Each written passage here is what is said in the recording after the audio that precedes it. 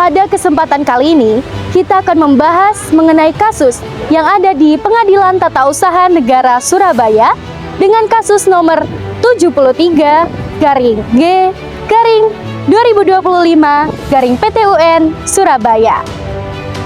Mulai dari latar belakang, kronologi, dan prosesnya selama di persidangan. Kasus ini berawal dari sengketa tanah yang berada di Kelurahan Wonorejo, Surabaya. Dalam buku riwayat tanah tertulis keterangan kata habis, padahal menurut penggugat tanah itu masih sah menjadi miliknya.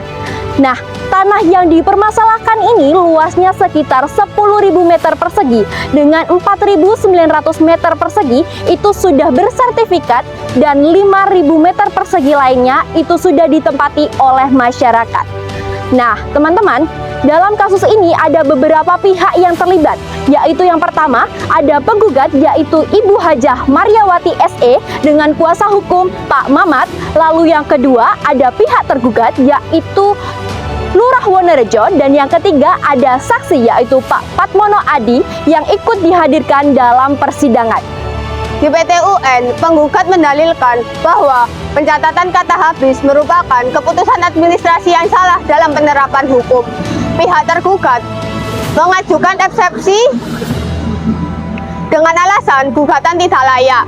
Sidang berlangsung sebanyak 9 kali, dilakukan secara offline maupun online melalui e-court. Pada sidang terakhir 23 September 2025, saksi tidak hadir sehingga hanya membahas tambahan bukti dan tidak ada bukti baru dari kedua belah pihak. Pokok masalah dari sengketa ini adalah yang pertama, apakah pencatatan kata habis sah secara hukum administrasi atau cacat administrasi. Yang kedua, apakah lurah memiliki kewenangan untuk menetapkan keterangan tersebut. Yang ketiga, apakah kasus ini murni sengketa administrasi atau menyangkut hukum perdata tentang kepemilikan tanah. Pada tahun 2012 telah diterbitkan sertifikat atas sebagian tanah. Namun pada tahun 2022, Lurah baru menuliskan keterangan tanah dengan keterangan habis. Penggugat baru mengetahui hal ini pada tahun 2024. Penggugat melakukan upaya administratif dengan mengajukan keberatan ke tingkat kelurahan, lalu ke tingkat kota, namun semua upaya tersebut ditolak. Terpaksa penggugat harus menggunakan jalur melalui Pengadilan Tata Usaha Negara untuk menegakkan keadilan. Jika dikaitkan dengan sistem hukum, sengketa ini mencerminkan ciri khas dari sistem civil law atau sistem hukum kontinental yang dianut oleh Indonesia. Dalam sistem ini, peran peraturan perundang-undangan menjadi sumber hukum utama dan setiap tindakan pejabat pemerintahan harus memiliki dasar hukum yang jelas.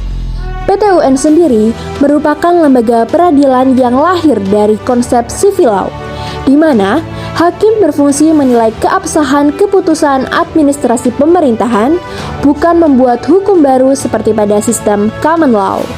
Oleh karena itu, kasus Lurah Wonorejo ini menunjukkan penerapan prinsip res stat atau negara hukum, di mana setiap keputusan administrasi publik dapat diuji keabsahannya di hadapan pengadilan. Pada sidang terakhir, tanggal 21 Oktober 2025, melalui e-court yang tidak dapat diakses untuk umum, terdapat putusan perkara nomor 73-G-2025-PT UN Surabaya yang dinyatakan bahwa tidak dapat diterima, yang berarti gugatan tidak dapat diproses lebih lanjut karena memungkinkan ada sebuah kesalahan atau kekurangan syarat, sehingga isi perkara tidak dapat diperiksa dan penggugat harus membayar biaya sebesar Rp425.000.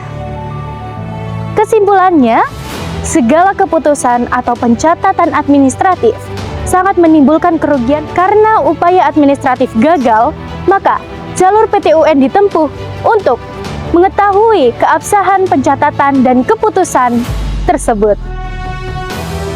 Inilah penjelasan dari kelompok kami. Semoga bisa menambahkan pemahaman tentang kasus ini. dalam konteks hukum administrasi negara, bahwa keputusan administrasi haruslah sah dan tepat. Terima kasih sudah menyimak video pembahasan kami. sampai jumpa.